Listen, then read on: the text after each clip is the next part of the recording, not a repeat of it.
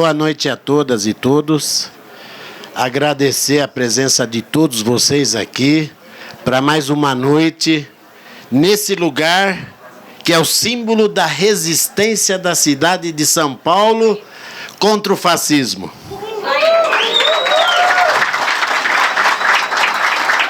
Esse espaço é usado por todos os partidos da esquerda, por todos os movimentos sociais. Aqui tem atividades diariamente de vários movimentos, inclusive de moradores aqui da região, também se reúnem aqui. Esse é o Al-Janiá, que recentemente sofreu um atentado aqui, que a população local repudiou. Nós repudiamos e dizemos para eles: continuamos e resistimos.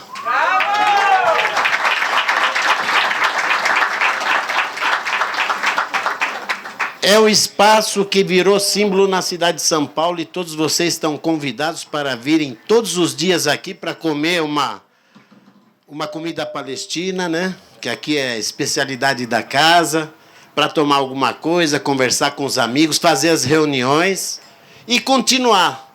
Porque aqui é resistência dos nossos irmãos refugiados palestinos que estão aqui trabalhando hoje. Aliás, aqui nós temos refugiados palestinos, não palestinos, cubanos, de tudo que é país. Estão todos trabalhando aqui. Porque essa casa é a casa de todos os refugiados. Queria dar boas-vindas para todos vocês. Meu nome é Mohamed El-Kadri, eu sou um colaborador dessa casa. Meu parceiro Hassan está aí, grande amigo de lutas, várias delas, inclusive por 2 vezes não podemos entrar na Palestina, fomos impedidos de entrar na Palestina. Mas, enfim, a luta continua. Antes de eu passar para a Tamires, eu queria dizer que assim, o mundo parece que está num processo de revolução, resistência. Aqui, a América Latina está uma coisa absurda. E mais recentemente no Líbano. Eu estive no Líbano esse ano. E a gente já sentia que alguma coisa ia acontecer. E num país de 5 a 6 milhões de habitantes, tem 2 milhões do povo na rua todos os dias. É mais uma revolução para a nossa história. Eu queria convidar vocês, todo domingo nós estamos fazendo uma caminhada na Paulista em apoio à revolução no Líbano. Obrigado a vocês por estarem aqui. Muito obrigado. Essa casa é de vocês. Essa casa é dos movimentos. Essa casa é da resistência. Lula livre, Brasil livre e Palestina livre. Muito obrigado. E queria chamar aqui a Tamires Sampaio, do Instituto Lula. Ela vai comandar agora aqui. É tudo com ela, viu? Agora eu passei a bola para ela, vai matar no peito, dar um toquinho e mandar bala. Gente, muito obrigado, a casa é de vocês. Sejam todos bem-vindos. Obrigada. Valeu. Obrigada, novamente.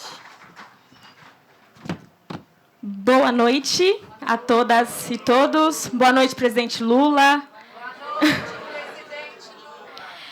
Eu sou a Tamires, sou diretora do Instituto Lula, e em nome da nossa equipe, da nossa diretoria, a gente tem aqui o nosso presidente, Paulo Okamoto. Eu quero agradecer a Al-Janiá e a presença de todos e todas vocês aqui. Para nós, do Instituto Lula, é muito importante esse evento. A gente, desde 2014, vem sofrendo perseguições políticas, jurídicas, sufocamento financeiro. Nosso presidente Lula está preso há mais de 1 ano e meio, é um preso político. E, para a gente organizar esse evento, para discutir não só a América Latina, como as relações Brasil-África, como foi um evento que a gente organizou no mês passado, o Celso Marconde, nosso conselheiro e ex-diretor da Iniciativa África, estava com a gente, ajudou a conduzir. Inclusive, nos ajudou a organizar esse evento. Eu quero agradecer ao Celso também. Para a gente é muito importante organizar esse espaço para mostrar que o Instituto Lula, assim como o Lula e a campanha, ela existe, ela resiste e está organizando debate, pensando o Brasil, a América Latina, a África e o mundo inteiro. Eu quero passar um vídeo de 4 minutos, que é sobre o Memorial da Democracia, que é um dos projetos que o Instituto Lula toca. A gente tem 5 módulos. Um deles é sobre a ditadura. A gente achou que, em momentos que estão falando sobre voltar o AI-5, era importante passar esse videozinho para apresentar um pouco de algum dos projetos que o Instituto Lula toca, que é o Memorial. Eu vou passar esse vídeo de 4 minutos e depois eu chamo os nossos convidados para o debate. Muito bem, Tamires. Muito bem.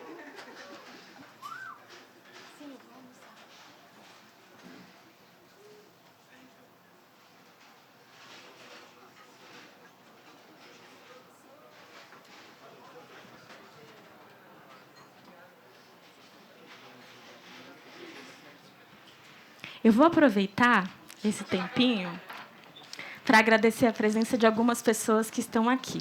A primeira delas é a nossa diretora do Instituto, Denise Mota, o Rogério Sotile, que é diretor do Instituto Vladimir Herzog, a Iole Ilíada, que é do Conselho Curador da Fundação Perseu Abramo. E, em nome dela, eu quero muito agradecer, porque a gente está tendo transmissão ao vivo aqui, graças a Perseu Abramo. Então, muito obrigada, Iole. A gente também tem aqui o Beto de Jesus, da Fundação AIDS Healthcare Foundation. A Geice Maiara, que é coordenadora do Comitê de Jovens da Internacional de Serviços Públicos. A Juscelia Vargas, que é representante do Comitê de Combate ao Racismo da Internacional de Serviços Públicos também, ISP. Vai rolar o vídeo?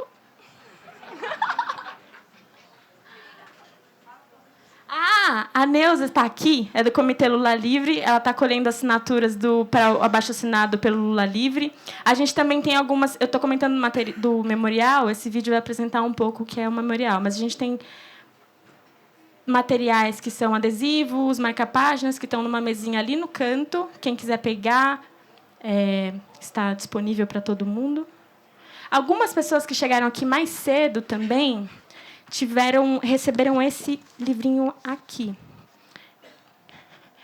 Essa revista é um relatório da Iniciativa América Latina, das atividades que o Instituto Lula promoveu de 2011. Democrático. Opa, vai começar.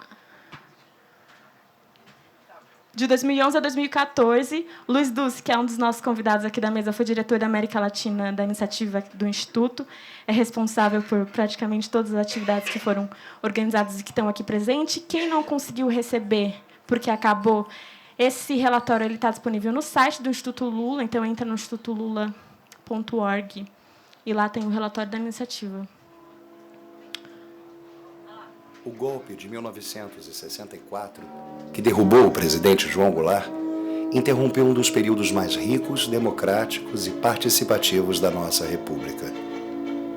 Convocados pelos grandes grupos econômicos e pelos principais meios de comunicação, os chefes militares, com o apoio direto do governo dos Estados Unidos, rasgaram a Constituição e submeteram o Brasil à mais longa e terrível noite de sua história. Foram 21 anos de opressão e resistência. Nunca o povo brasileiro passou por provas tão duras. Nunca foi tão exigido. Nunca lutou com tamanha bravura. Retrocessos nos direitos dos trabalhadores, brutal concentração de renda, agravamento das desigualdades sociais, aumento dos desequilíbrios regionais. O Brasil, que já era um país profundamente injusto, tornou-se ainda mais desigual durante a ditadura. Os ricos ficaram mais ricos, os pobres ficaram mais pobres. O povo e suas principais lideranças foram alvos de implacável perseguição. Sindicatos sob intervenção, entidades estudantis fechadas, militares constitucionalistas expulsos das Forças Armadas, partidos políticos extintos, artistas e intelectuais amordaçados, imprensa sob censura ou autocensura, legislativo e judiciário castrados, fim do voto direto para presidentes e governadores, manifestações dissolvidas a golpe de cacetete ou a bala. Para tentar calar o povo, os donos do poder montaram um gigantesco aparelho repressivo que não se detinha diante de nada. 200 mil cidadãos foram presos por motivos políticos, 500 mil submetidos a investigações. cerca de 10 mil brasileiras e brasileiros tiveram de se exilar. Milhares padeceram nos centros de tortura. Mais de 400 brasileiros e brasileiras foram assassinados ou estão desaparecidos. Mas o povo brasileiro não se dobrou, jamais renunciou a lutar por seus direitos. Resistiu de todas as maneiras, dentro das prisões e nas ruas, nos sindicatos e nas escolas, nas igrejas e nos bairros. Em condições extremamente difíceis, ele encontrou ou criou brechas para seguir batalhando. Nas passeatas estudantis, na resistência cultural, na imprensa alternativa, na luta armada, na denúncia dos crimes do regime, no voto e no parlamento, na luta pela anistia, nas grandes greves dos trabalhadores, na reação dos atentados terroristas promovidos pelos órgãos da repressão, na formidável campanha das diretas já. Quantos mártires não se sacrificaram, então, por um país mais justo? Quantos patriotas, desafiando enormes sofrimentos, não mantiveram acesa a chama da luta pela liberdade e a justiça social? Quantos não teimaram em sonhar em meio àqueles anos de chumbo e de pesadelo? Nunca serão esquecidos.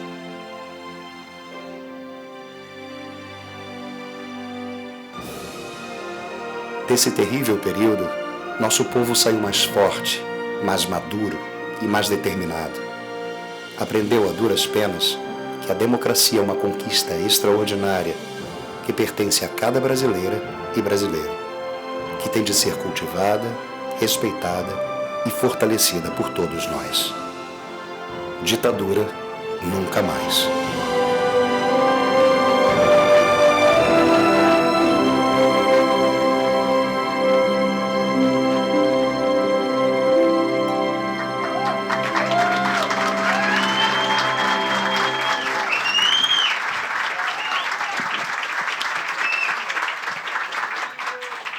O Memorial da Democracia ele é organizado pelo Instituto, em parceria com a Fundação Perseu Abramo. A gente achou que seria legal apresentar esse debate, porque a gente vive em um momento, não só aqui no Brasil, mas na América Latina como um todo, de resistência, de luta por direitos sociais, de luta contra a política neoliberal, de luta aqui em liberdade ao presidente Lula e diversos outros presos políticos que temos aqui no Brasil e na América Latina. E não só no Brasil essa ebulição está acontecendo, mas no Chile, na Argentina, no Equador. E, por isso, a gente resolveu organizar esse evento América Latina em Ebulição com Celso Amorim, aí eu convido para a mesa, que foi ministro das Relações Exteriores do governo Itamar e Lula, foi considerado o melhor chanceler do mundo por conta da sua política externa altiva e ativa. E eu quero convidar aqui também o Luiz Duce, ex-ministro da Secretaria-Geral da Presidência da República, do presidente Lula. Fica aqui no meio. Ele foi diretor da Iniciativa América Latina, é nosso conselheiro do Instituto Lula, assim como Celso Amorim. Ele gosta de dizer que é torcedor do América. Hoje é vice-presidente do PT e é diretor do Instituto Futuro, Marco Aurélio Garcia. Eu vou já passar direto a palavra para o Celso Amorim. Já. Tá bom, que rápido. Deixa eu me organizar um pouquinho. Um recado. Me falaram que a gente ainda tem relatório da Iniciativa América Latina no caixa, então, na entrada. Quem não pegou, ainda pode pegar lá na frente. E aqui, numa mesinha no canto, tem os adesivos do Memorial da Democracia e o marcador de página. Bem, vou falar em pé. Boa noite a todas e todos. Um prazer estar aqui. Quero cumprimentar o Mohamed, que falou em nome do café. Nós acompanhamos com grande emoção aqui o que aconteceu, a violência fascista, e fico muito feliz de ver que a resistência mantém vivo esse local. Eu vou falar uma palavrinha também sobre Palestina, embora não seja o tema, porque com uma anedota um pouco pessoal, digamos assim. Eu fui várias vezes na Palestina, uma delas com o presidente Lula, mas sabe que quando o presidente vai, tem que ser preparado antes. Eu tinha já estado lá 4 vezes antes, fui mais uma vez com ele, e fui uma 6ª vez, porque quando eu já não era ministro de nada, a autoridade palestina resolveu me condecorar com a Estrela de Jerusalém, que é a mais alta condecoração deles. Eu fiquei realmente muito emocionado. Eu já tinha doado todas as minhas...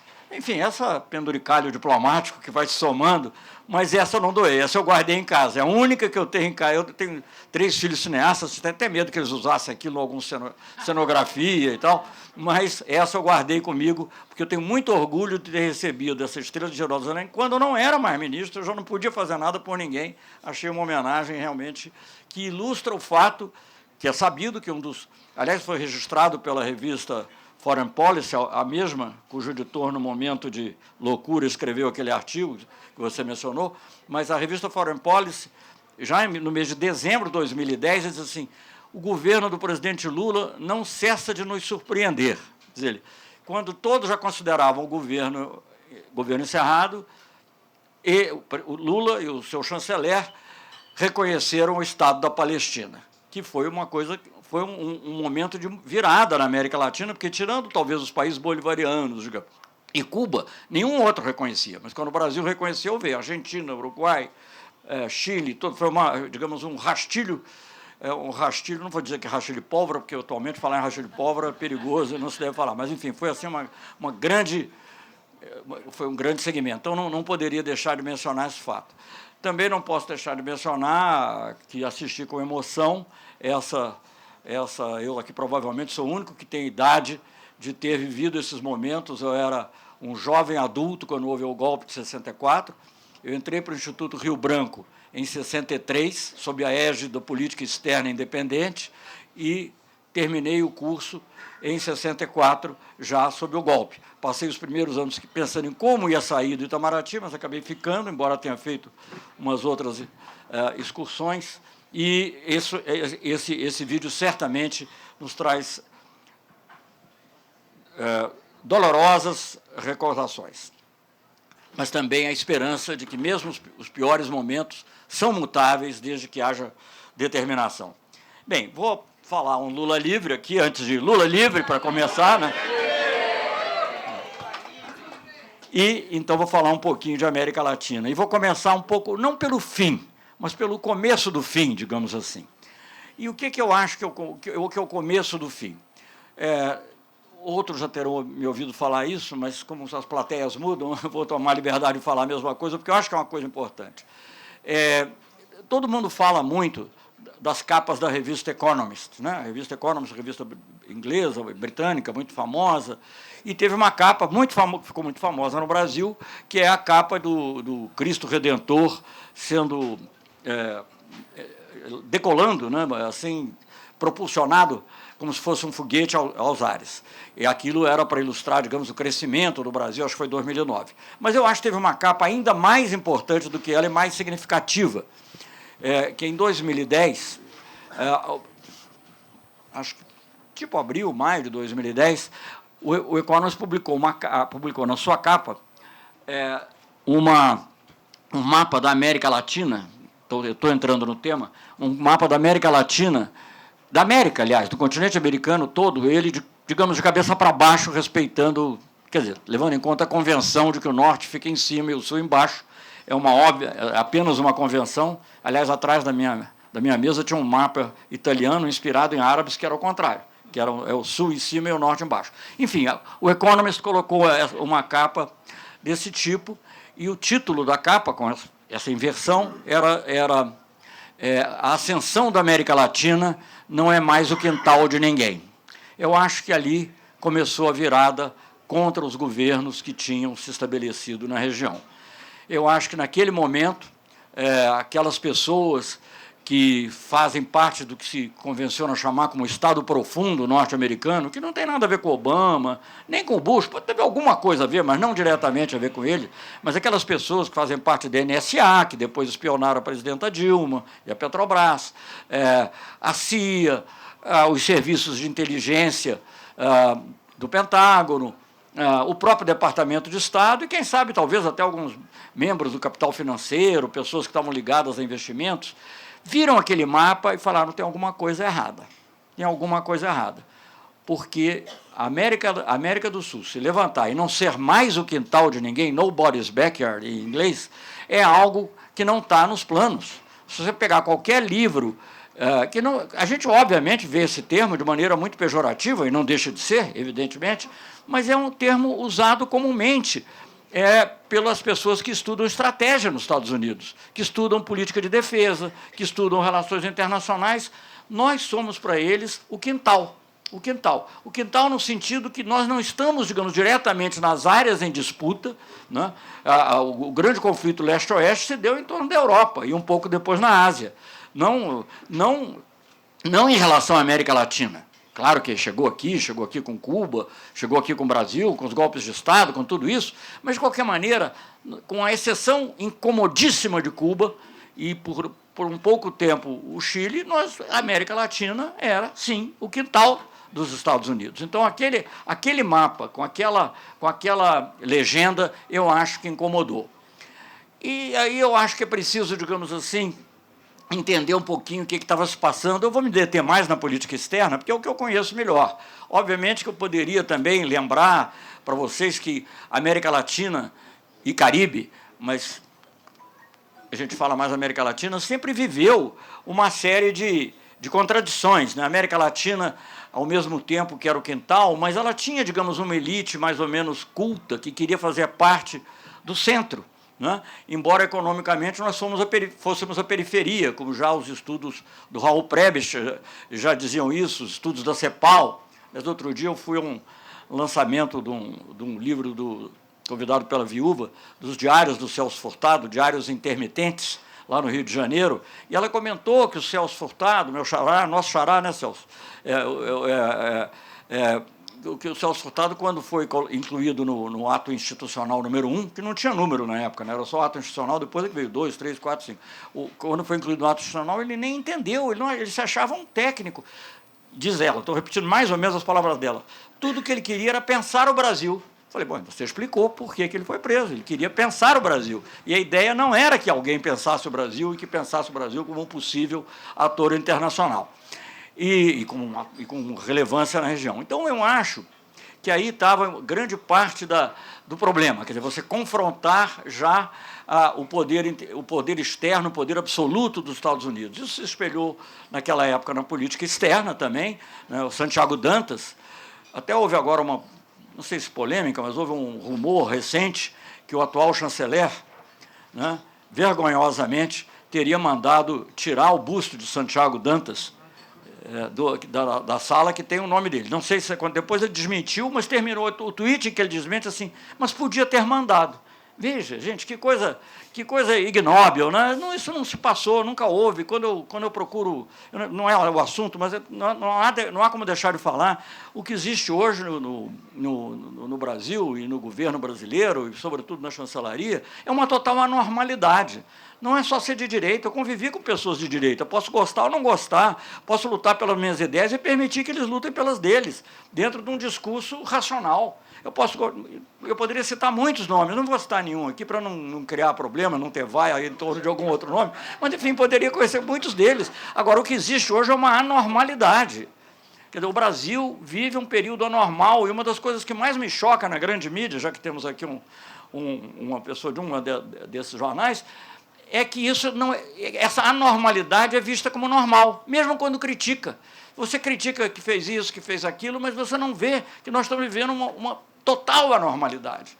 O Brasil não existe. Para me deter mais na parte internacional, para não entrar em detalhes policiais, mas me deter na parte internacional, nunca houve no Brasil quem atacasse a mulher do presidente da França, o pai da alta comissária de direitos humanos e ex-presidenta do Chile, né, que fizesse coisas desse tipo. Nunca houve um presidente que dissesse que estava apaixonado pelo governante de uma superpotência. Tudo isso configura um quadro. Nunca houve ninguém aqui que disse que não iria à posse de um presidente argentino, que não cumprimentaria. Tudo isso configura uma anormalidade, uma coisa muito grave, e da qual nós vamos levar muito tempo para nos recuperar, porque essas marcas ficam.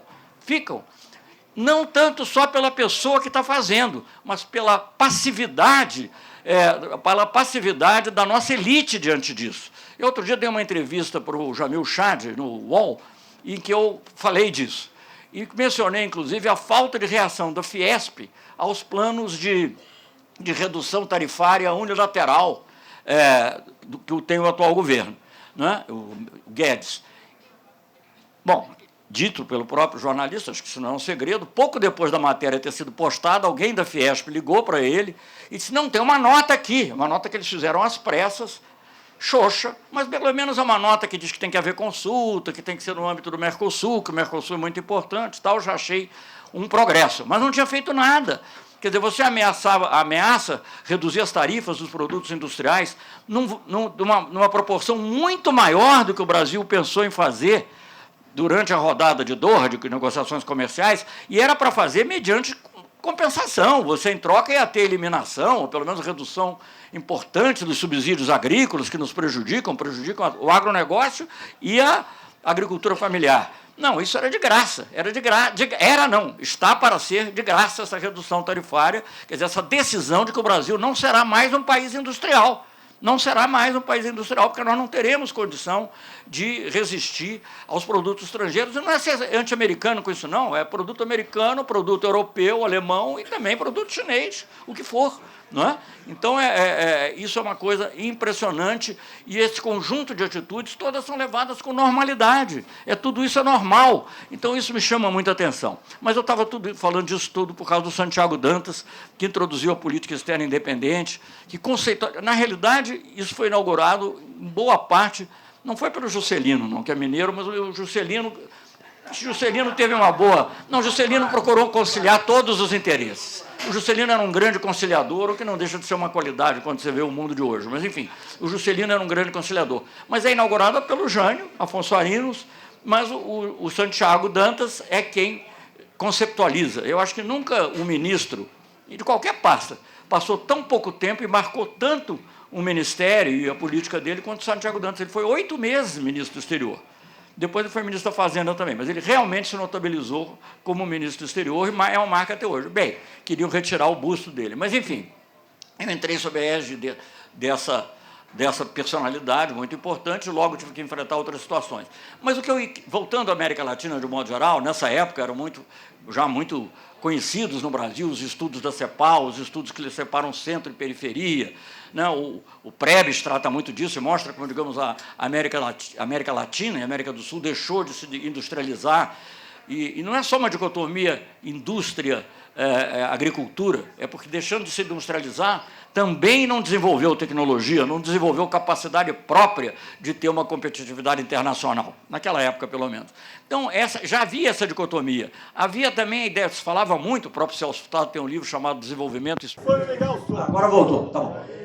Bom, falava-se de desenvolvimento, sobre desenvolvimento, é o nome do livro. A análise, havia em alguns autores mais à esquerda, o próprio Celso Furtado mencionou isso, mas não havia de maneira tão clara e tão óbvia, digamos, a ideia de que isso é algo que se processa em conjunto com a desigualdade interna. Então, você tem uma dimensão dessa situação do subdesenvolvimento, que é a desigualdade, né, enorme, muito grande, no caso dos países latino-americanos, todos, principalmente no Brasil, alguns outros, no Brasil, digamos, a sombra da escravidão, para usar a expressão de Joaquim Nabuco, continuava a se projetar, e, ao mesmo tempo que há essa desigualdade, há uma dependência internacional muito forte. Então, essa é a situação, basicamente, é de todos os países latino-americanos e caribenhos. Não há, pode ter sido mais, menos.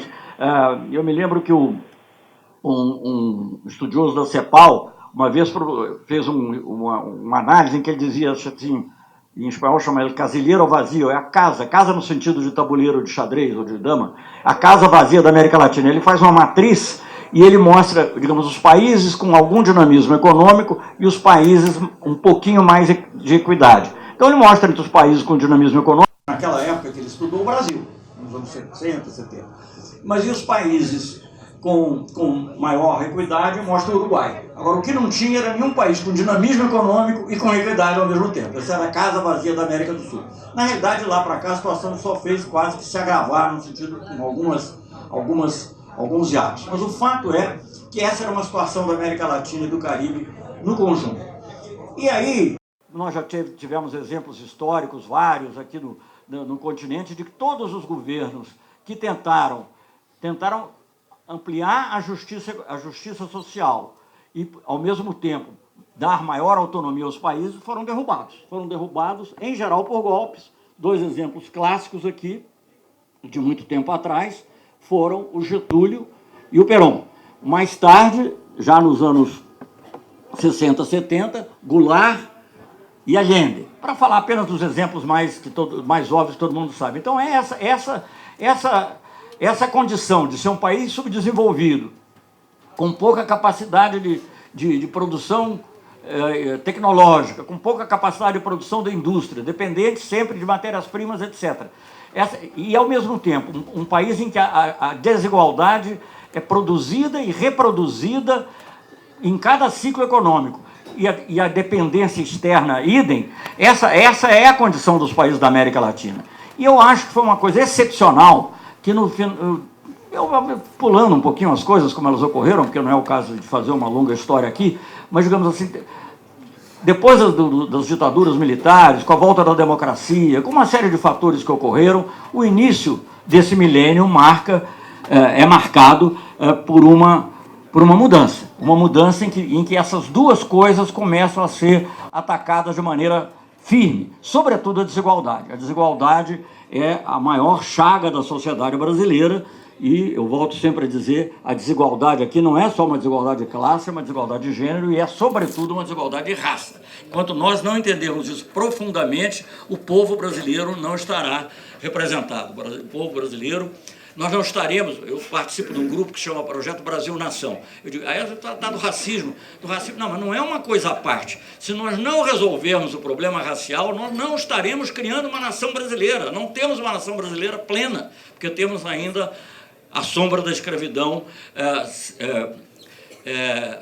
entorpecendo as nossas ações e enfraquecendo o tecido social. Então, muito foi feito, não vou entrar aqui nos detalhes do governo Lula e Dilma para diminuir isso, muito foi feito em outros países também em relação aos indígenas, mas o que é interessante no primeiros 10, 15 anos do novo milênio é que há uma forte tendência um forte impulso, melhor dizendo, primeiro, para consolidar a democracia. Segundo, para combater a desigualdade social, inclusive racial e étnica, aqui no Brasil, de maneira notável, na Bolívia e outros países andinos, em que isso também era um fator importante em relação aos indígenas, aqui mais em relação aos negros, embora também atinja os indígenas.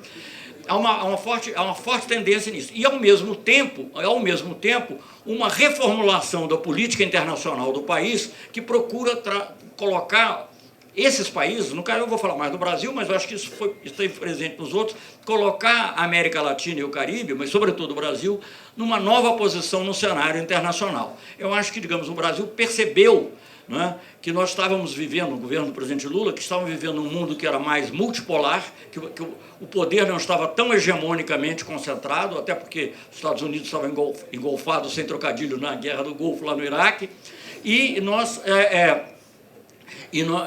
começamos, então, a traçar, digamos, um perfil de política internacional que visava uma maior independência. Mas essa maior independência não podia ser só do Brasil. Tinha que ser do conjunto da América do Sul e, se possível, América Latina e Caribe. Nós falamos muito da América do Sul, Dulce lembra desse debate, porque era uma questão prática. Naquele momento, tudo que você pensasse fazer em matéria de integração econômica tinha que ser na América do Sul, porque o México estava negociando o NAFTA, eu tinha negociado o NAFTA, estava muito preso ao NAFTA, os países da América Central, idem. Embora não tenhamos tido várias iniciativas também em relação a eles. Mas a América do Sul era aquilo que parecia viável, com a consolidação no Mercosul e com a ampliação do Mercosul para, se possível, cobrir de uma forma ou de outra toda a América do Sul. Não era possível exatamente da maneira que foi, porque, enfim, são detalhes econômicos e de técnica econômica que eu não acho que eu vou deixar de lado aqui, mas algo muito importante foi a criação da Unasul. A criação da Unasul, que começa, na realidade, os primórdios da Unasul, sem falar do governo Itamar Franco, a primeira pessoa a falar de uma área de livre comércio sul-americana que se opunha à área de livre comércio das Américas, que era promovido pelos Estados Unidos. A primeira pessoa foi Itamar Franco, num discurso no Grupo do Rio, em Santiago, em 93. nós tentamos levar adiante um pouco, não avançou, depois veio o governo Fernando Henrique, eu vou reconhecer um mérito ao Fernando Henrique, vocês vão me perdoar, vou reconhecer um mérito, ele fez a primeira cúpula, ele teve 2 méritos, deixou o começo da transição para o Lula, depois, os deméritos eu não preciso falar, mas enfim, ele então fez a primeira cúpula de países da América do Sul. Enfim, e aí no governo do presidente Lula, para falar dos primórdios, a primeira negociação que existe é com o Peru, um país que era governado por um presidente de centro-direita, que era o Toledo. Então não tinha nada de bolivariano, isso que eu quero dizer, nada contra o bolivarianismo, mas não era bolivariano. Foi aí que, em torno desse acordo Peru-Mercosul, que depois se estendeu à comunidade andina-Mercosul, é que se cria a base da comunidade sul-americana de nações, como nós chamávamos inicialmente, que depois se transforma em Unasul, cobrindo todos os países da América do Sul. Se vocês forem ver hoje, há uma rede de acordos de livre comércio entre todos os países da América do Sul, exceção de Guiana e Suriname, que são muito pequenos e frágeis, e aí eles têm um tratamento diferenciado nesse processo. E isso tem uma repercussão enorme na economia. As pessoas que diziam que era ideológico, como é que é ideológico? Alguém uma vez me perguntou, no início do governo, falou, chanceler, por que o senhor dá tanta importância à América do Sul? Porque eu moro aqui, né? Se eu morasse na Europa, talvez desse mais importância à Europa, mas eu moro aqui, tem que tratar daqui. É a mesma perplexidade que gera um editorial de um desses jornais grandes, quando se anunciava que acabou não ocorrendo, tem uma vantagem que às vezes esses governos são incoerentes, mas esse é pior do que o do Temer. Quando se anunciou que iam fechar embaixadas na África, um artigo, não sei se é um editorial, um artigo, não me lembro mais se era assinado, que dizia assim, o Brasil tem mais embaixadas na África do que a Alemanha. Eu falei, ué, qual é? Metade da população alemã é de origem africana? Acho que não. Então, quer dizer, mas essa inclinação cultural de achar que nós somos europeus, que na realidade, quando você fala de centro e periferia, né, voltando ao termo do Prebisch, o periferia, ele se considera um europeu de segunda categoria. Antes era um europeu de segunda categoria, hoje em dia se considera um americano de segunda categoria, um norte-americano. Né? Mas de preferência um norte-americano branco, texano, sei lá o quê. Enfim, então essa é a visão que a elite brasileira tem de si própria, é o projeto que ela faz de si própria, é um projeto excludente por natureza, é um projeto que não é de nação, porque se você exclui os pobres, os nordestinos, os negros, não vou nem falar das mulheres, porque isso é óbvio também, você não constrói uma nação, não tem uma nação. Então, quer dizer, até quando você diz populismo nacionalista, é mentira, não tem nada de nacionalista. Pode usar a soberania como ser útil em algum momento para defender algum absurdo. Aliás, eu vou fazer se vocês me permitem, fazer um pequeno parêntese. Eu até escrevi um artigo que deve sair na Carta Capital, mas eu vou falar aqui sobre essa questão de soberania, porque isso é mal usado hoje em dia, de uma maneira, o chanceler e o presidente falam de soberania de uma maneira totalmente falsa e distorcida. Soberania não é liberdade para matar, não é liberdade para desrespeitar as normas internacionais às quais você aderiu livremente, não é liberdade para você desrespeitar os direitos humanos, não é liberdade para queimar a floresta, não é liberdade para todos os tipos de discriminação de gênero e tal que existem. Não, soberania é você ter a responsabilidade por um território, e nós exercemos isso plenamente. O presidente Lula e a Dilma, eu fui ministro de defesa da Dilma também, com muito orgulho, mas eu estou falando mais da política externa por causa da América Latina, o presidente Lula nós exercemos a soberania plenamente, com responsabilidade, sabendo que a Amazônia é brasileira, temos que tratar da nossa Amazônia, mas em benefício da nossa população e respeitando os interesses do mundo, porque o clima é uma coisa global, não é uma questão de querer ou não querer, o clima é global. Então, a responsabilidade é nossa, a responsabilidade é brasileira. Agora, o problema é global, não há como ignorar. Então, nesse momento, para poder você se antepor a uma ideia que também não é correta, do presidente francês de internacionalização, de Estatuto Internacional da Amazônia, as pessoas se enrolam na bandeira nacional e dizem que estão defendendo a soberania. Não é isso a soberania. A soberania é você não vender a Embraer, não deixar a Embraer ser vendida, é você não vender, não é o leilão agora da seção onerosa do pré-sal ser entregue, é não privatizar. Privatizar é uma palavra falsa também. Aliás, a gente tem que jornalistas também, é importante, eu me dirijo muito a vocês, porque vocês é que fazem a cabeça das pessoas, não sou eu falo de vez em quando. Mas privatizar é mentira, é desnacionalizar, porque não tem um agente privado brasileiro capaz de comprar uma empresa dessas. O tempo do Hermílio de Moraes e outros, que eles me perdoem, mas como grandes burgueses na sua... Mas não existe mais, não há. Se houver a privatização da Eletrobras, não é o Gerdau, ou sei lá quem vai comprar são os americanos, os chineses. Não é? Claro, nessa coisa não tem que discriminar, tem que ver. Então, eu acho que nós estamos vivendo um momento dramático. A América Latina avançou muito. Governos progressistas no Brasil, governos progressistas em vários outros países, com conotações, matizes, digamos assim, diferentes, da Venezuela à Argentina, passando pela Bolívia, Equador e Chile, né? Mas, enfim, era o que se chamou também, um pouco cor-de-rosa, minha Camila, a onda rosa. Desde que a Tamires falou, faço questão de não usar azul em público. Mas, enfim, enfim, então, quer dizer, a onda rosa que dominou aqui a região. E a nossa política externa, defendendo a soberania nacional e o interesse nacional, dentro da visão do mundo, que, como eu disse, estava ficando um pouco mais multipolar, com as reações que houve à invasão do Iraque, a Rússia e a China novamente se manifestam. A China agora, superpotência, mas a própria Rússia retomando um certo orgulho, até na Europa, Alemanha e França discordando dos Estados Unidos na questão da invasão do Iraque. Era um mundo que estava ficando um pouquinho mais flexível, e o Brasil achava que tinha que usar para si, e para o benefício da própria paz no mundo, eu acho, essa flexibilidade. Mas que o Brasil não podia fazer isso sozinho. O Brasil tinha que fazer isso junto com os países sul-americanos e latino-americanos. Então, por isso, nós criamos a Unasul, já me referi antes, estou voltando, e em 2008 ela é formalmente criada. Quando foi criada, é o primeiro organismo de natureza política ou jurídica sul-americano, tirando talvez do campo, tirando o futebol, que tinha uma liga sul-americana. O único, primeira vez, não havia, o conceito América do Sul tinha inclusive sido apagado. E para não parecer, há muitas tecnicalidades aqui que fica difícil de explicar numa... Não é que vocês não entendam, vocês têm, eu que não tenho capacidade de resumir o suficiente. Mas por que era América do Sul e não América Latina e Caribe? Eu mencionei porque já havia acordos entre México e tal, que impediam fazer com eles a área de livre comércio que nós fizemos, ou pelo menos dificultavam, que nós fizemos em toda a América do Sul. Mas a gente sim achava que era importante ter um relacionamento com toda a América Latina e Caribe, e o presidente Lula convocou em 2008, também, na sequência do dezembro de 2008, a primeira reunião, a primeira cúpula de países da América Latina e Caribe. O saudoso, fala que é saudoso, embora de vez em quando discordasse dele, ou ele discordasse de mim, Clóvis Rossi, se referia como as multicúpulas, porque naquele dia se reuniu a cúpula do Mercosul, cúpula do Grupo do Rio, cúpula da Unasul, e uma cúpula que estava sendo criada, que a gente chamou de CALC, que virou depois CELAC na reunião no México.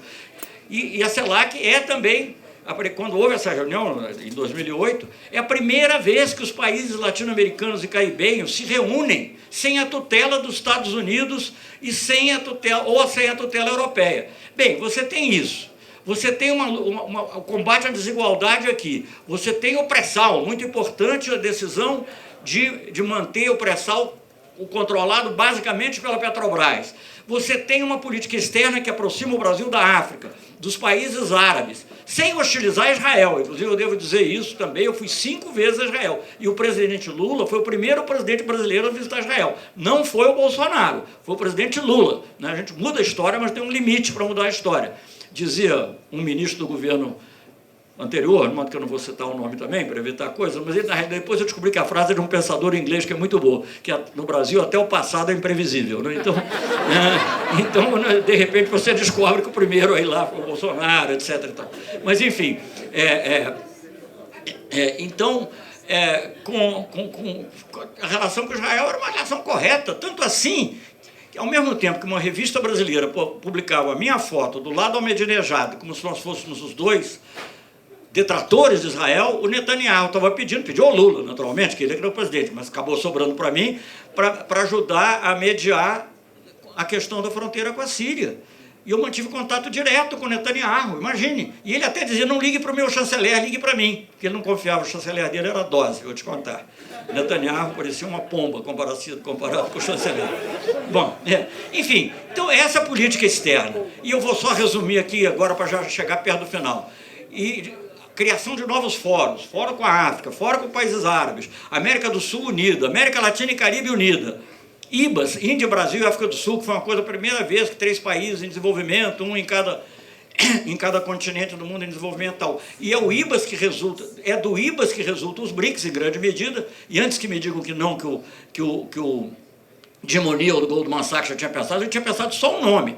Uma vez eu encontrei o Jim O'Neill, já depois de que eu já não era, enfim, em 2006, eu acho, eu estava numa organização internacional ligada à saúde, e ele tratava do tema como secretário do Tesouro americano, e ele era muito prosa de ter pensado o termo BRIC, tem toda razão, aliás.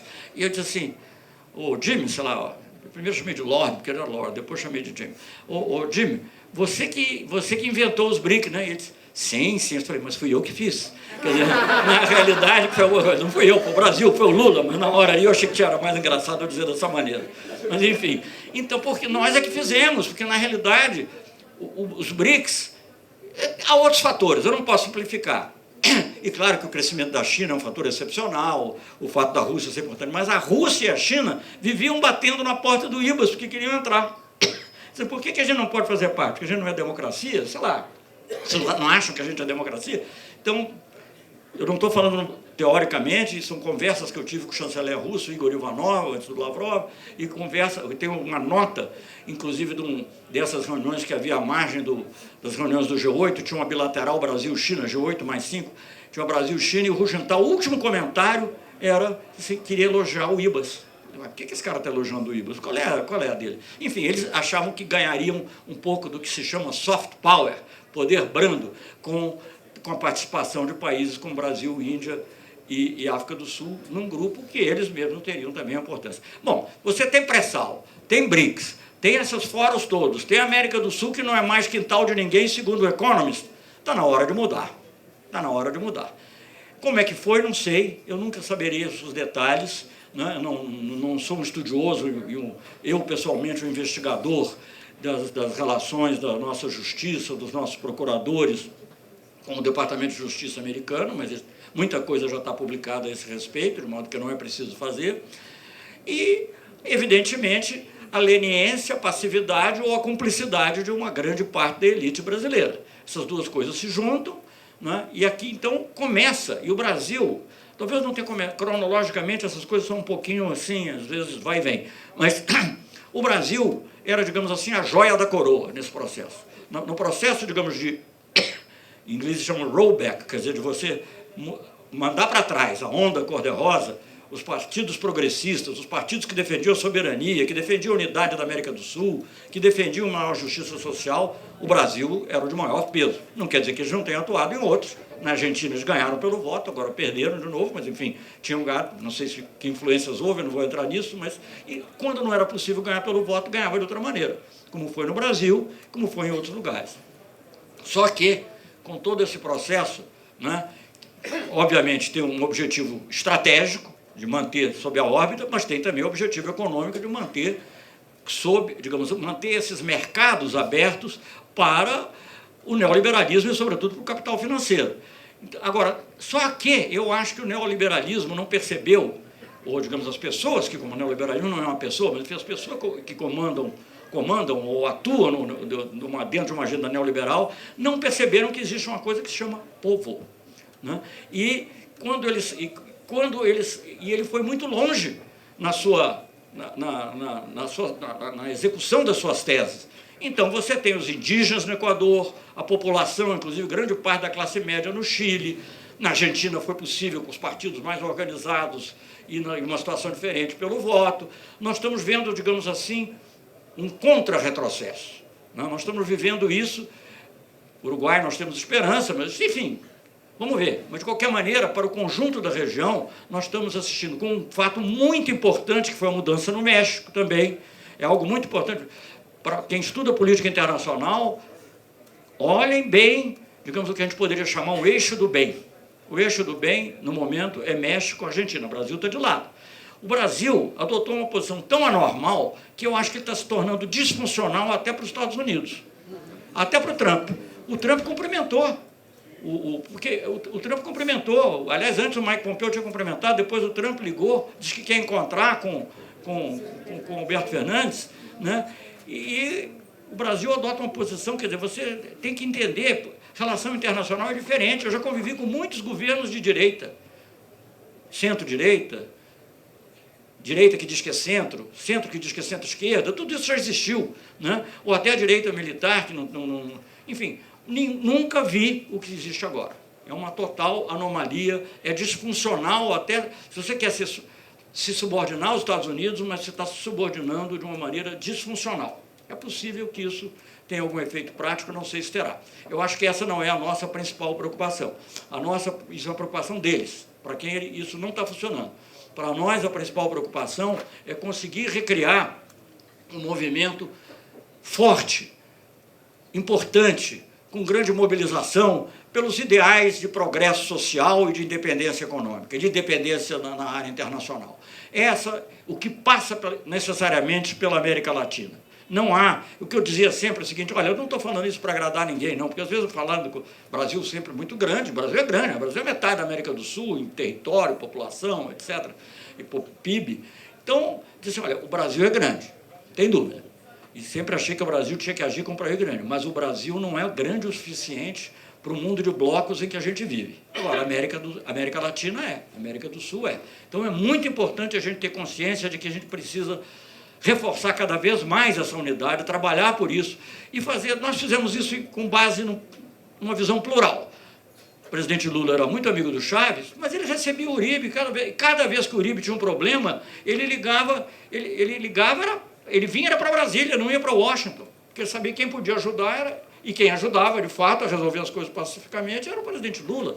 Depois, já no governo da presidenta Dilma, nós reforçamos, já tinha sido criado no governo do Lula, mas nós reforçamos o Conselho de Defesa Sul-Americano, que era uma coisa também nova, única, e eu dizia assim, o que o Brasil precisa, como ministro da Defesa, eu dizia, pensando na América do Sul, eu disse, olha, dissuasão para fora, cooperação para dentro. Aqui não precisa pensar, não existe hipótese A, B, C de guerra aqui na região, a não ser que o país esteja sendo usado por uma potência estrangeira, né? Submetido, sei lá. Mas, enfim, então eu acho isso, quer dizer, nós não temos possibilidade de termos um verdadeiro desenvolvimento com equidade social, com autonomia, se não for com o conjunto da América do Sul e da América Latina. Agora, o México é uma luz de esperança que faz a gente projetar mais para o norte essa possibilidade de integração. Não será fácil, sempre haverá reação. Ninguém, o título daquele filme do Spielberg, né, O Império Contra-Ataca, ele está sempre pronto a contra-atacar. Sempre pronto a contra-atacar, e de formas diversas. Eu não gosto nem de usar a palavra império, porque é muito assim, estigmatizada e muito simplificadora, porque, na realidade, as coisas são um pouco mais complexas. Mas esse Estado profundo e as pessoas que o seguem, o capital financeiro, ele está sempre pronto a contra-atacar, sempre que você... E ele utiliza, principalmente, ele faz o ataque como ele fez aqui, sem dar um tiro, porque ele contou justamente com aquilo que, durante a Segunda Guerra Mundial, se chamava a quinta coluna, né, que é os que estavam associados à ideia, os que vivem da dependência, aqueles setores da elite brasileira e da classe dominante brasileira, não são todos, mas há setores importantes para os quais a dependência é uma condição de existência, para eles. Então, esses setores, fatalmente, é uma grande rede de televisão, talvez seja o maior exemplo disso, e é o que nós temos enfrentado. Agora, é difícil dizer como as coisas se passam, em cada país isso se passa de maneira diferente, né, no Chile foi de uma forma, no Equador de outra, não sabemos ainda qual é o desenlace final dessas coisas, na Argentina vimos essa grande vitória do Alberto Fernandes, eu tive prazer de estar lá e compartilhar. Como será no Brasil, não sei, mas será. A gente pode ter certeza o seguinte, não vencerão o povo. O povo existe, o neoliberalismo é forte, mas o povo é mais forte. Muito obrigado.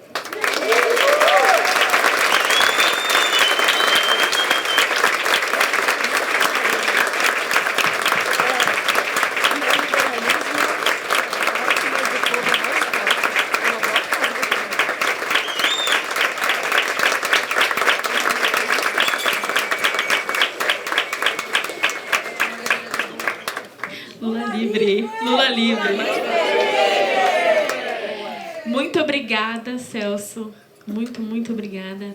Antes de passar a fala para o Luiz Dulce, eu queria anunciar que a gente tem aqui 70 alunos de uma turma de Relação Internacional que veio junto com o professor Heitor, da FMU. Eu quero agradecer ao professor Heitor por ter trazido esses alunos aqui.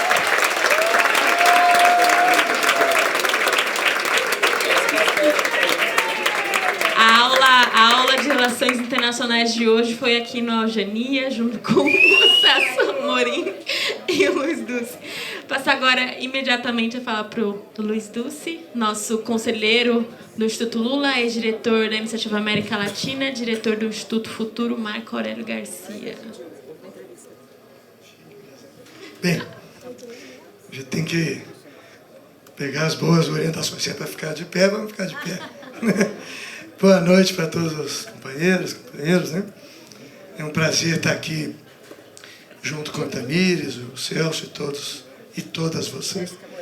E dar os parabéns ao Instituto Lula. Eu tive a honra de ser um dos diretores lá, né, de 2011, até uns 2 anos atrás, e participar daquela batalha de resistência. Não, vou falar. Não, ela falou, a Tamires falou. O presidente está aqui, o Paulo Ikamoto, diretoras, né? A Tamires, a Denise também, a Giovândia não está, mas acho que não está. Porque é importante mostrar que eles tentaram matar o Instituto Lula, né? Com todas as safadezas, com todas as ilicitudes, as ilegalidades, mas não conseguiram. Prejudicaram muito, criaram todo tipo de dificuldade, mas não conseguiram. E é importante que essas atividades, o vídeo que foi mostrado é fruto de um projeto, né, de pesquisa, o Memorial da Democracia. Bem, a Cláudia, a diretora Cláudia é uma espécie de coordenadora espiritual do Instituto, né, e operativa também.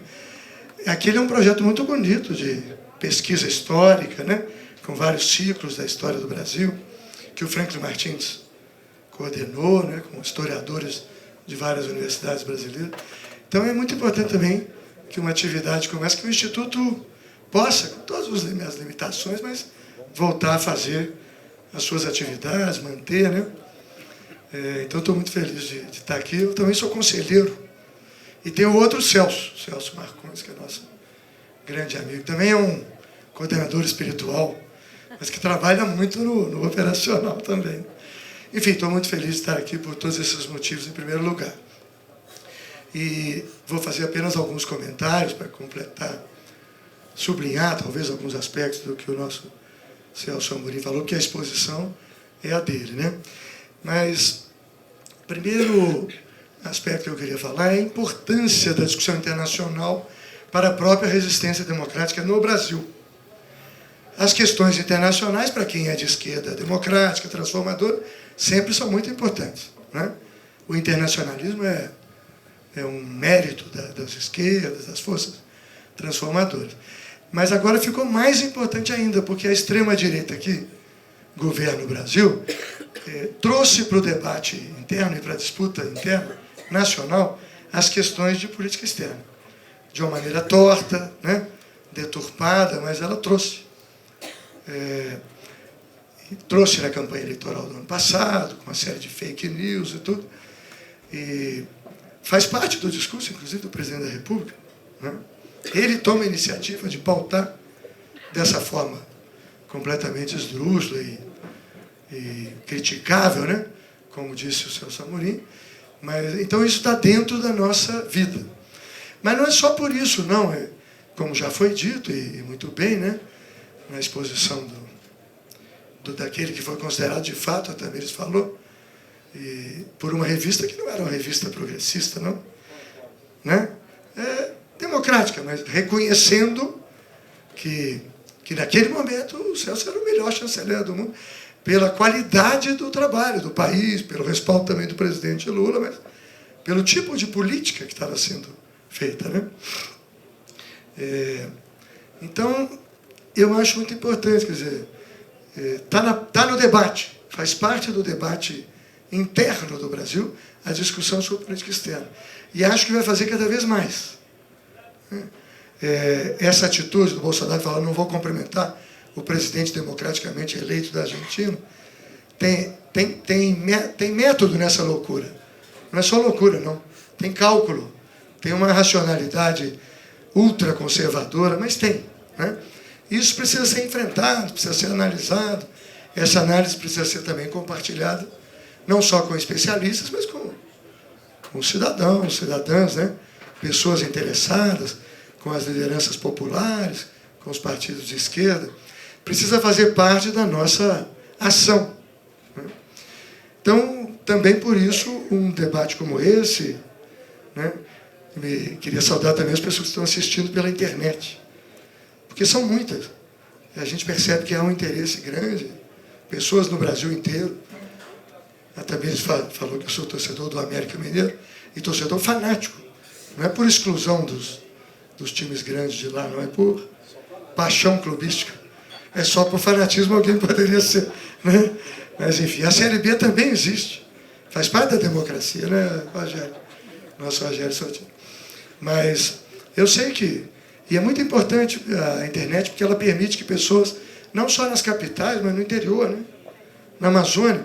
Recentemente nós promovemos lá com a Fundação Perseu Abramo um debate com a Marilena Chauí, e as perguntas vinham da Ilha de Marajó, do núcleo do PT em Paris, do núcleo do PT na Argentina, né? Cidades do interior do Espírito Santo. Permite uma nacionalização efetiva, né, da discussão, feita não só presencial, mas também via internet. Só falando de algumas coisas que o Celso mencionou, eu queria sublinhar duas. A primeira é que a política externa brasileira, né, que em grande parte veio sendo construída no Estado brasileiro. Tinha Santiago Dantas, né, eu de fato era pré-adolescente quando veio o golpe, mas como eu sou de uma região de Minas, que é a Zona da Mata, de onde o general Mourão, né, partiu para o Rio de Janeiro para dar início ao golpe, se julgando um grande personagem. Depois, o que ficou claro é que ele era apenas um estopim, né, uma coisa, não era personagem importante nenhum. Né? Mas, para não me perder, hein? O Santiago Dantas também é. Embora fosse mais de vida carioca, né? Mas quando ele optou por ser candidato, ele foi para as cidades ferroviárias. O Santiago Dantas foi candidato pelo PTB, né? E foi muito para as cidades ferroviárias, que era da minha, inclusive, Santos Dumont, ele era muito votado lá. E o meu pai, que não era eleitor do PTB, já falecido há muitos anos, disse que um discurso do Santiago Dantas numa praça pública de uma cidade do interior era uma coisa espantosa. Assim. O discurso mais tradicional, né? Não tanto popular, mas que ele não... Se digitasse o discurso feito de improviso, viraria um ensaio sem nenhum caquinho, sem nada. Tal a beleza, inclusive, estilística, né? E falando muito em praça pública, numa cidade do interior, de política externa independente também. Não só de questões que supostamente poderiam interessar mais a população naquele momento. Né?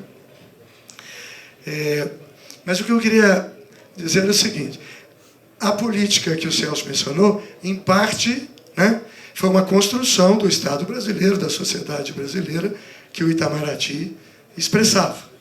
E, obviamente, não começou com o PT. Mas, como eu tenho a honra de ser diretor do Instituto Futuro Marco Aurélio Garcia, quero dizer também que no nosso partido, no PT, e em outros partidos de esquerda brasileira, também houve uma elaboração paralela, digamos assim, à que se fazia dentro do Itamaraty, dentro do Estado, uma elaboração muito rica. Um esforço de compreensão da América do Sul, da América Central, do Caribe, um esforço de pensar a relação do Brasil com a África, né? E o significado, eu me lembro que o Sérgio Buarque de Holanda, que foi fundador também do PT, né, logo depois morreu, Sérgio Buarque de Holanda dizia que sem a África, metade do rosto do Brasil não existe. Que eu acho uma metáfora bonita. Quer dizer, nós não temos rosto. A alma é capaz de ser, né? Ou mais, né? Mas, enfim. Então, houve também na esquerda, né? Porque o Brasil era um país muito fechado, não era fácil refletir sobre o mundo nos partidos naquele momento, as informações não chegavam, o acesso, né, a certos interlocutores não existia, era difícil, mas houve uma elaboração importante também. E eu arriscaria dizer que quando as esquerdas, né, chegaram ao governo federal no Brasil, a política externa resultou de uma certa confluência do que havia de mais rico no próprio Estado brasileiro, a política externa independente, etc., né? E do que havia de mais rico como reflexão nas esquerdas partidárias e sociais no Brasil. E o sentido era muito parecido, né? O vetor. E no caso do nosso partido, não se deve só a ele, mas o principal coordenador desse processo foi o saudosíssimo Marco Aurélio Garcia. Isso não tem nenhuma dúvida, né? Outros companheiros foram secretários internacionais, Luiz Eduardo Greenhalgh, a Luiz Mercadante, Walter Pomar, agora temos a Mônica Valente, mas eu estou dizendo assim, do ponto de vista da... E a Fundação Perseu Abramo, inclusive, publicou, no ano passado, né, um livro chamado A Opção Sul-Americana, com os principais textos do Marco Aurélio, ao longo de 30 anos, sobre a política externa a ser proposta por nós, né? Isso é uma primeira questão. Uma segunda que eu queria falar, o Celso mencionou, mas eu queria sublinhar. Quando foi criada a CELAC, que eu era ministro de outra área, né, mais voltada para dentro do país, mas acompanhava muito o Lula, nossas delegações em algumas, sobretudo na América Latina. Quando foi criada a CELAC, ao lado do Raul Castro estava sentado o Pinheira. Pinheira era o presidente do Chile, num daqueles períodos. Não? Exatamente. O que eu estou querendo dizer com isso? Naquele período em que a maior parte dos governos da América do Sul, e mesmo alguns da América Central, eram de centro-esquerda ou de esquerda, não é que a criação da Unasul, a criação da CELAC, foram feitas pelos partidos de esquerda e só para os partidos de esquerda, não. Ou para os países que tinham governo de esquerda. O Uribe era um homem de direita e estava lá participando. As esquerdas, em nenhum momento, propuseram instituições, espaços internacionais de esquerda, né? E os governantes de direita, inclusive, como era o caso do Pinheiro, uma parte do tempo, do Uribe, podiam participar perfeitamente. A visão que estava por trás era de integrar os povos, integrar os países, e entendendo que o pluralismo era constitutivo da integração. E dentro desse espírito que o Celso Amorim estava falando, que para que a gente pudesse contar mais no mundo, na defesa dos nossos legítimos interesses de América do Sul e América Latina, mas também na promoção de uma nova ordem mundial, mais democrática, mais equilibrada, nós deveríamos nos unir. Que cada um dos nossos países, quando age isoladamente, conta muito menos. Mesmo o Brasil, que é o maior deles, ou o México, que é o segundo maior, conta muito menos. Que integrados, nós passaríamos a contar muito mais, né, para defender os nossos interesses comerciais, econômicos, políticos, culturais, mas também para ajudar a transformar a ordem mundial. E eu estou dizendo isso porque eu pude assistir algumas conversas, por exemplo, do presidente Lula com o Pinheira, quando era presidente do Chile, com o Uribe, quando era presidente da Colômbia, com outros na Costa Rica, que era de direita, aquela, né? Com Toledo no Peru, e eles se sentiam perfeitamente integrados, né? Não havia um hegemonismo, no mau sentido, da esquerda contra os demais países. Não era isso. E hoje, quando alguns falam, inclusive Bolsonaro, né, dá a impressão que era uma espécie de luta ideológica, que a Unasul, né, o resgate do Mercosul, a Unasul, a CELAC eram instrumentos de afirmação da esquerda sobre. Não, pelo contrário. Eram instrumentos de verdadeira integração de todos os países, independente da orientação ideológica dos seus respectivos governos. Só isso já tem um valor grande, né? Esse é o autêntico sonho do bolivariano, o sonho propriamente dito do Bolívar e de tantos outros, né? De vários outros, pelo menos, pensadores que viram a integração da América do Sul e da América Latina com uma necessidade. E aí eu queria falar de um segundo aspecto. Essa maneira de tratar, por exemplo, a Argentina, do governo brasileiro recente, além de ser profundamente desrespeitosa com o povo argentino, né, ela também é danosa ao Brasil. Porque a Argentina é um dos nossos principais parceiros comerciais e um dos poucos países do mundo para os quais o Brasil vende produtos industrializados, produtos manufaturados. Né? É o principal mercado. Aliás, porque nós não vendemos produtos manufaturados, industrializados para os Estados Unidos. Uma coisinha ou outra. Né? Quase não vendemos para a Europa. Mesmo para a Ásia, nós vendemos mais matéria-prima. Quem compra produtos industrializados do Brasil é a Argentina e os países andinos. É Chile, Colômbia, esses é que compram. Né? E isso é muito importante para nós. Né? É claro que o único mercado de produtos industrializados não é o mercado externo, mas ele é muito importante. Sem exportar produtos industrializados, a nossa indústria nunca poderá ter o desenvolvimento que ela precisa, né? Que ela merece. Então, é uma coisa... E o nosso saldo comercial com a Argentina é profundamente favorável ao Brasil. O Celso deve lembrar que a gente sempre ficava acompanhando o Lula nas coisas, né?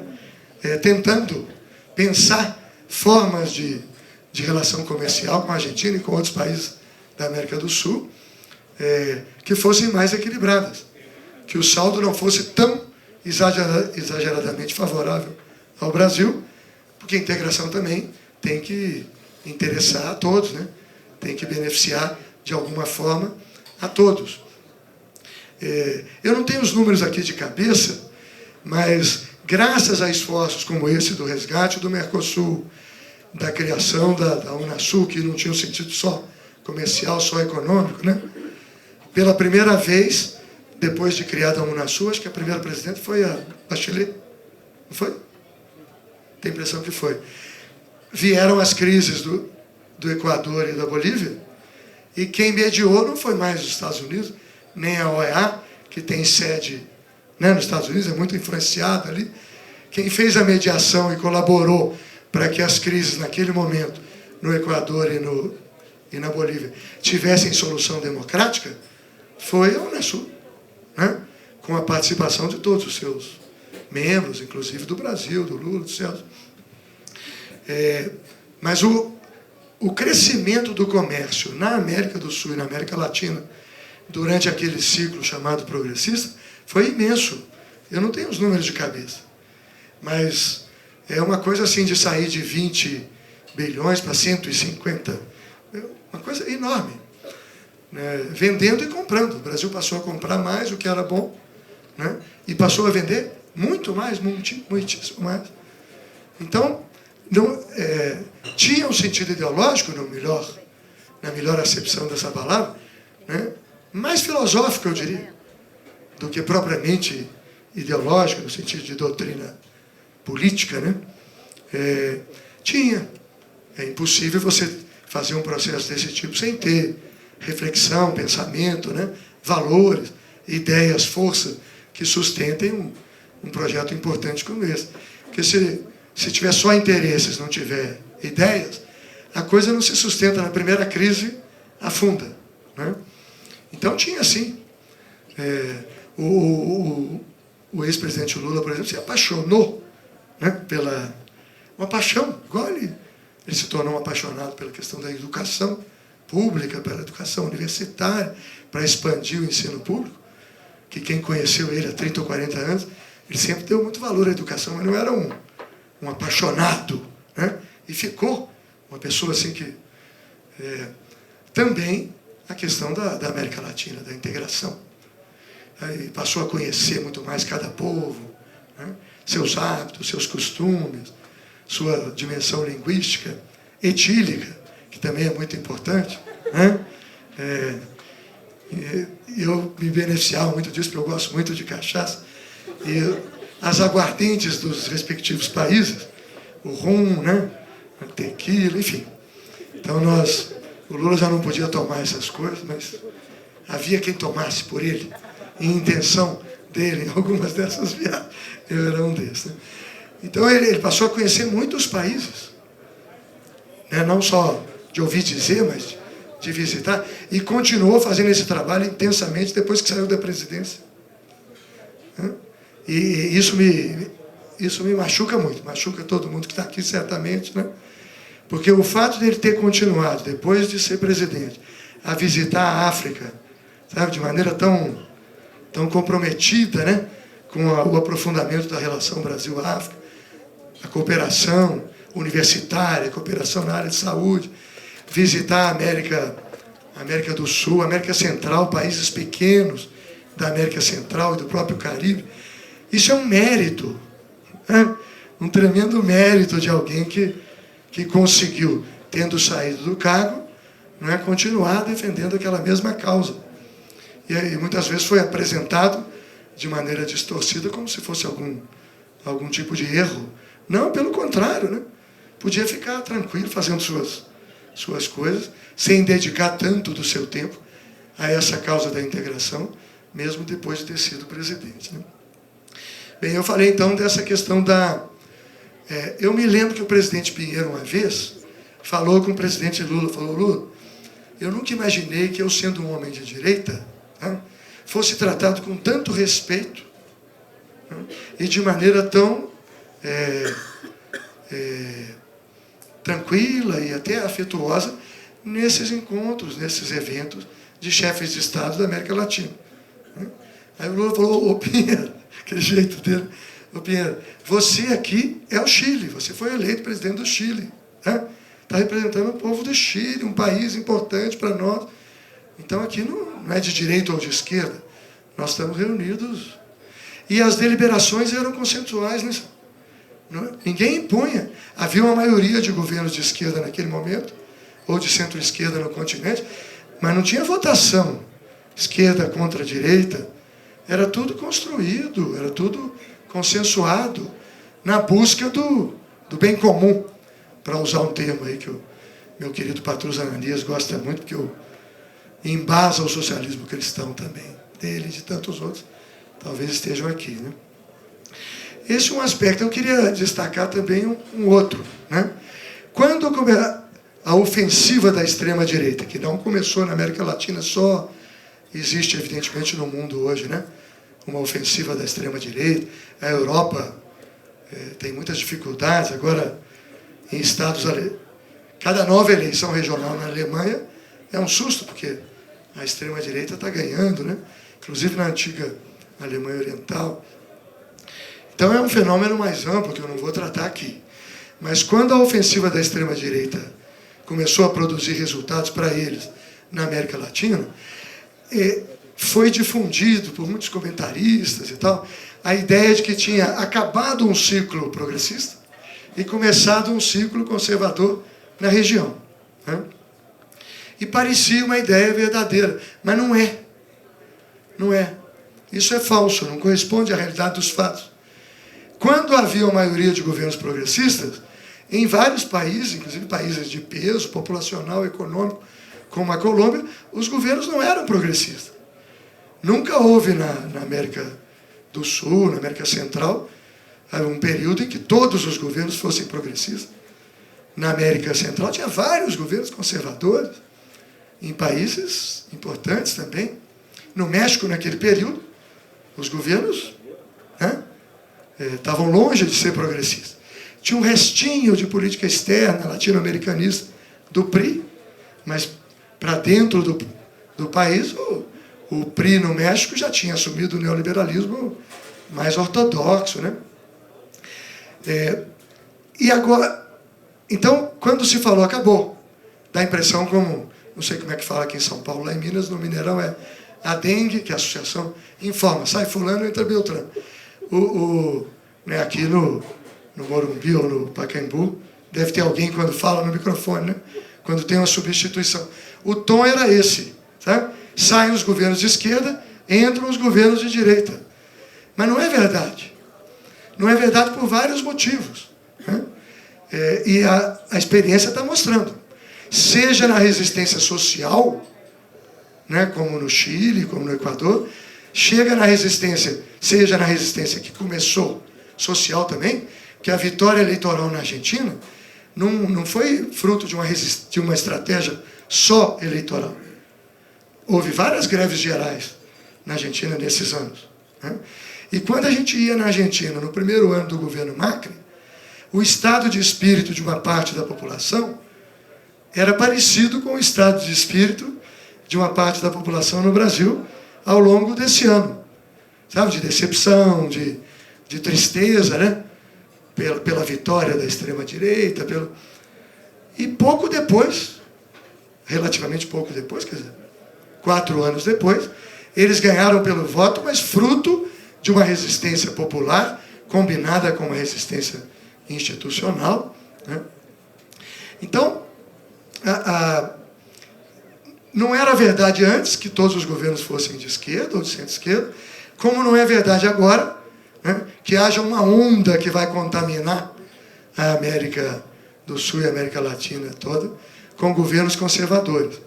Entre outras razões, porque, na minha opinião, vale só o que vale, como se diz lá em Minas, o neoliberalismo, o ultraneoliberalismo, que é econômico, sobretudo, né, que é uma característica comum a todos esses governos de extrema-direita, quando ele apareceu na América Latina, 30 anos atrás, ele ainda tinha uma certa novidade. Já era muito danoso, muito negativo para os nossos países, mas ele tinha uma certa novidade, ele tinha um certo carisma de abertura da economia e tal. E quem é mais, por definição, todo mundo aqui é gente nova, né? Mas quem viveu aqueles momentos sabe que foi difícil enfrentar o neoliberalismo nos seus primeiros anos. As primeiras privatizações, por exemplo, do governo Fernando Henrique, a esquerda resistia, mas não conseguiu barrar. Né? Fazia luta, promovia, etc., mas não conseguia barrar. As pesquisas de opinião mostravam que, num primeiro momento, eles tinham conseguido galvanizar uma parcela majoritária da opinião pública. Eu não estou defendendo, obviamente, o neoliberalismo, nós já fazíamos uma dura oposição a ele, achando, como depois ficou evidente, que seria muito prejudicial para o desenvolvimento econômico, social, político, né? Sobretudo pelo combate às desigualdades no país. Mas ele tinha uma capacidade assim inovadora, galvanizadora e tal. O neoliberalismo que está voltando agora, ele não tem capacidade nenhuma de conquistar a maioria da população. Bolsonaro não defendeu nenhuma proposta econômica na campanha eleitoral. Ele não. Ele liberou o ministro Guedes para conversar com o capital financeiro, com certos setores, né, do empresariado. Mas ele não apresentou, primeiro que ele participou muito pouco do chamado debate eleitoral, né? Se é que ele apresentou alguma proposta, foram 2 ou 3, negócio de liberar as armas, etc. Mas não falou nada, ele não disse que ia privatizar Petrobras. Ele não disse que ia privatizar a Eletrobras. Não tanto a Eletrobras em si, que é uma holding, né? Mas a Chesf, a Eletronorte, a Eletrosul, Furnas, que são as empresas do grupo Eletrobras. Ele não falou nada disso. Até porque em qualquer pesquisa, até hoje, a ideia de privatizar, como o Celso falou, é desnacionalizar, a Petrobras tem rejeição da maioria da população. Até hoje tem. Por isso que eles estão privatizando a Petrobras pela rama. Venderam a BR Distribuidora, né? Venderam os gasodutos, eles estão vendendo pelos lados. Porque eles teriam que propor ao Congresso Nacional e ter 2/3 dos votos para poder privatizar propriamente a Petrobras. Né? O Bolsonaro tentou criar alguns mitos negativos, tratando, né, como a gente sabe, de maneira completamente torta, né, a questão da Venezuela. Né? Bem, então, o que eu estou querendo dizer, né, é que, se a gente pudesse resumir, é que a política externa, que o Celso Amorim ilustrou tão bem aqui, né, não é só um problema de convicção, é também uma questão de convicção, mas ela é a mais justa, ela é a mais adequada para assegurar o desenvolvimento sustentável compartilhado dos países da América do Sul e da América Central. Então, se as forças progressistas voltarem ao governo, e voltarão, né, como dizia o Allende, acho que mais cedo do que tarde, né, terão que retomar. Não é por causa de ideologia, não. Ainda que ideologia para nós seja um conjunto de valores e convicções, uma coisa limpa, decente, importante. Né? Mas não é por isso, não. É porque é vital para o desenvolvimento de um país como o Brasil. Vamos ter que retomar as relações com a África. É vital. Nós não podemos ter uma presença no mundo que não tem uma relação substantiva, vigorosa com a África. Seria uma coisa... estaria faltando algo fundamental.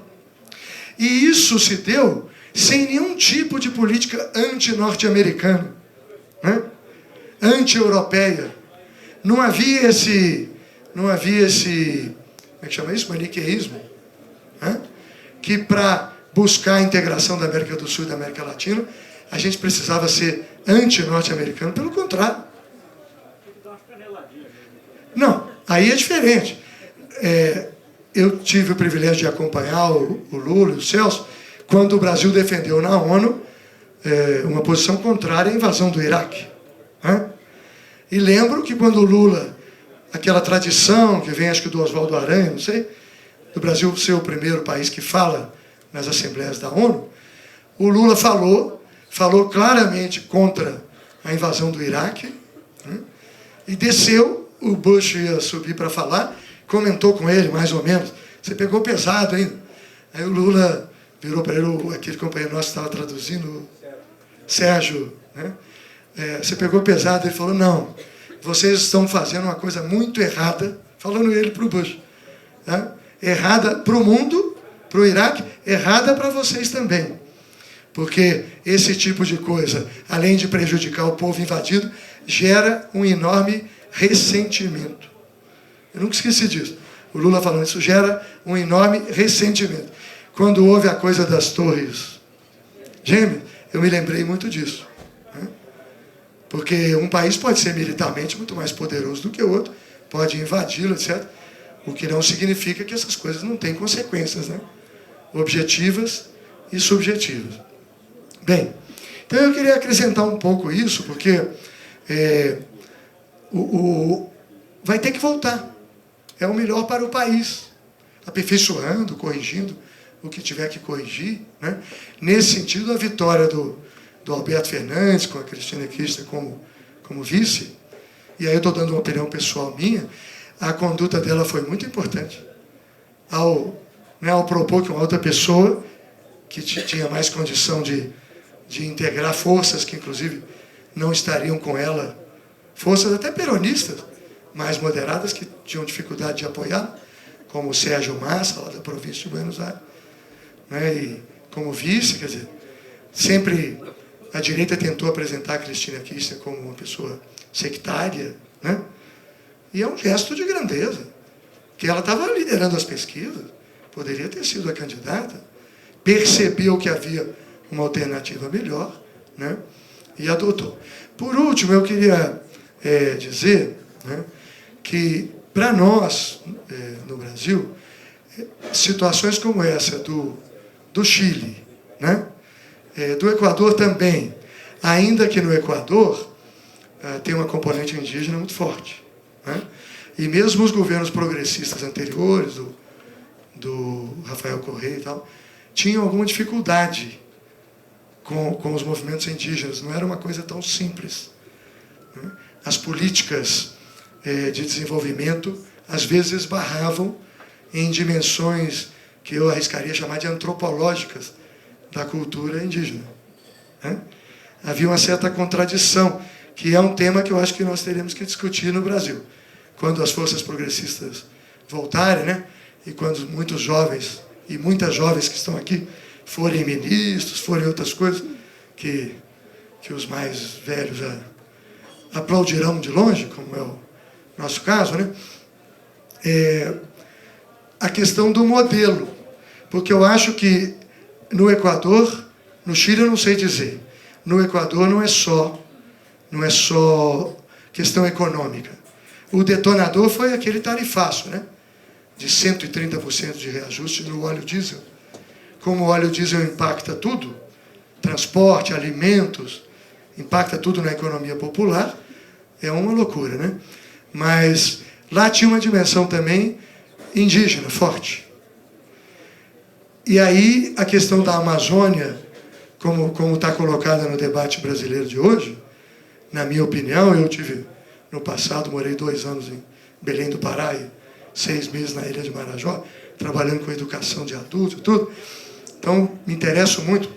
Não precisaria ter morado lá para me interessar, evidentemente, como vocês se interessam. Mas a questão da Amazônia é uma questão de soberania, por um lado, mas é uma questão também de modelo de desenvolvimento.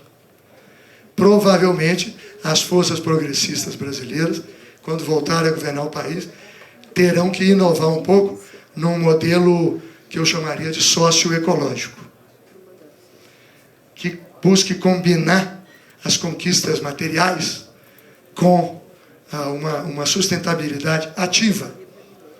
O que não significa necessariamente não fazer hidrelétricas, porque o Brasil, com o seu modelo energético basicamente hidrelétrico, tem um dos padrões de energia mais limpos do mundo. Mas certamente há questões que foram colocadas lá no Equador que talvez tenham que ser consideradas aqui, né? A Amazônia vai reproduzir o modelo de urbanização que nós do Sudeste brasileiro construímos ao longo dessas décadas? Ou existe um bem viver amazônico, uma perspectiva de desenvolvimento, né, para as mais de 20 milhões de pessoas que moram naquela região, que não necessariamente vai reproduzir tudo que foi feito nos países, nos estados líderes, né, do capitalismo brasileiro. Então são questões que a gente precisa olhar também nessas sublevações aí da América Latina. É claro que cada país tem a sua formação histórica, sua correlação de forças internas, né? Mas eu acho que movimentos como esse do Chile são exemplos fortes para nós, né? Não para copiar, porque o Chile, que tem até uma distribuição de renda um pouco melhor do que o Brasil, estatisticamente, mas no Chile todos os serviços públicos são pagos, né? Saúde é paga, não tem SUS, habitação é paga, né? Não tem programa de habitação popular.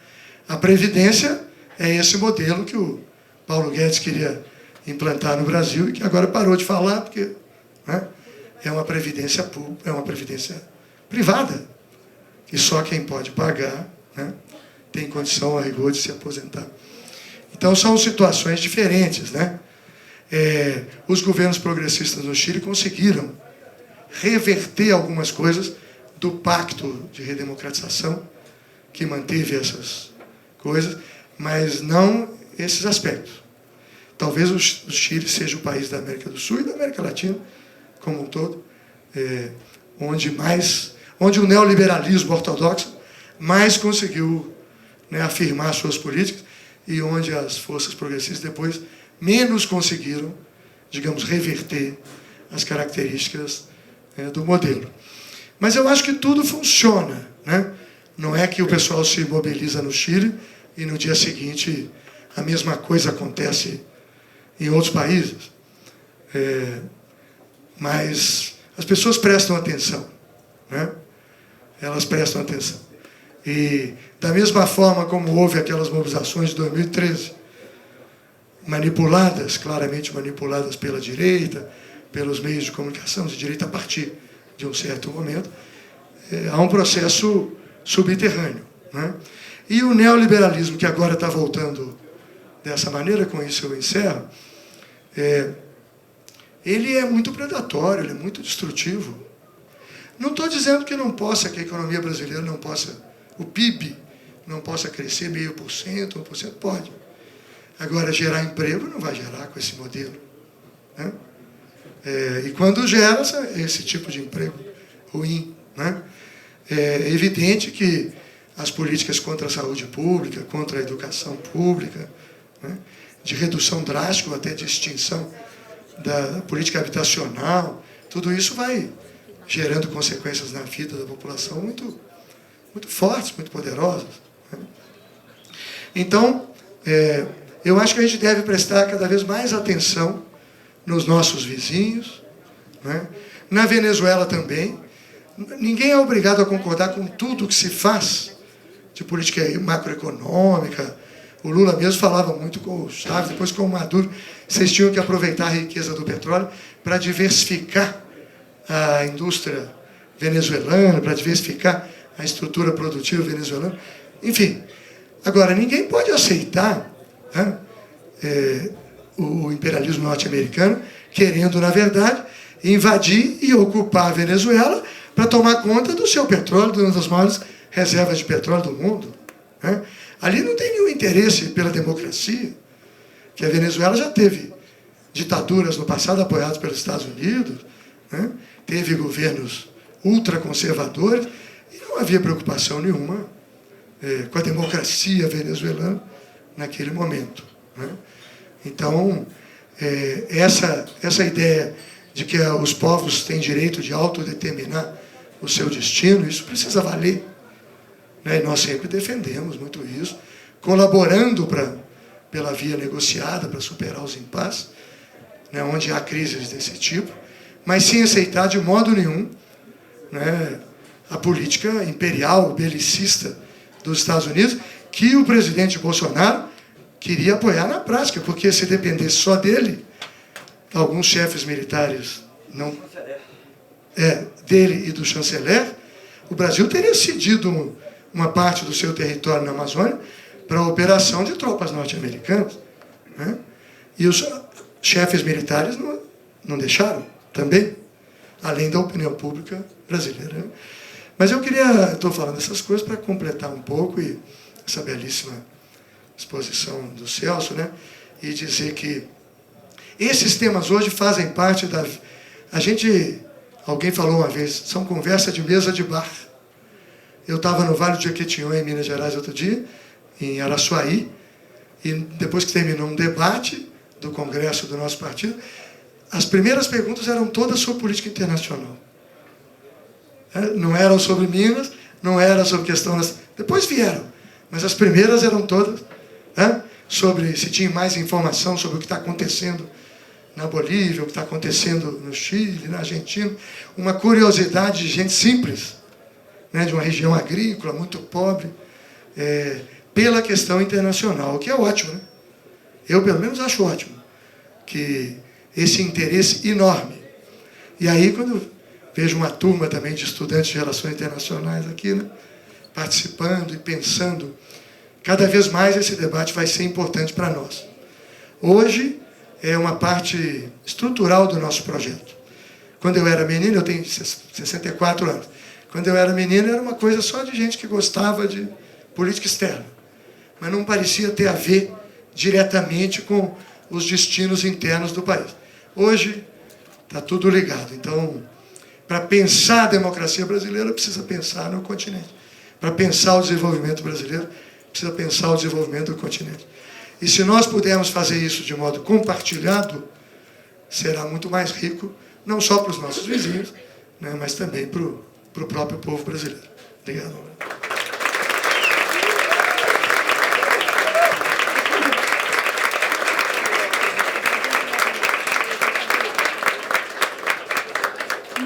Muito obrigada, Dulce. Pessoal, por conta do horário, eu infelizmente vou ter que encerrar o nosso debate sem abrir para pergunta, mas a gente vai continuar aqui, infelizmente. Eu queria agradecer a Eugenia pela cessão do espaço, agradecer à FPA por construir esse debate em parceria com a gente, agradecer à equipe do Instituto Lula, porque a gente fala que o Instituto está aqui produzindo debate, existindo, resistindo. Isso não seria possível sem a nossa equipe, então a Claudinha, Alonso, Gabi, Bruna, Laura, que estão aqui. Eu quero dizer que esse não é o primeiro nem será o último debate que o Instituto Lula está organizando, então faremos novos debates com novos temas, estamos abertos, inclusive, à sugestão. Quem quiser participar e ajudar o Instituto a construir atividades e debates com a gente, estamos à disposição aqui para diálogo. E, enfim, agradecer mais uma vez a Luiz Dulce e ao Celso Amorim por essa verdadeira aula que está aqui, que a gente teve nesse momento. A América Latina está em ebulição e a gente está aqui resistindo. E, por fim, Lula livre. Lula livre.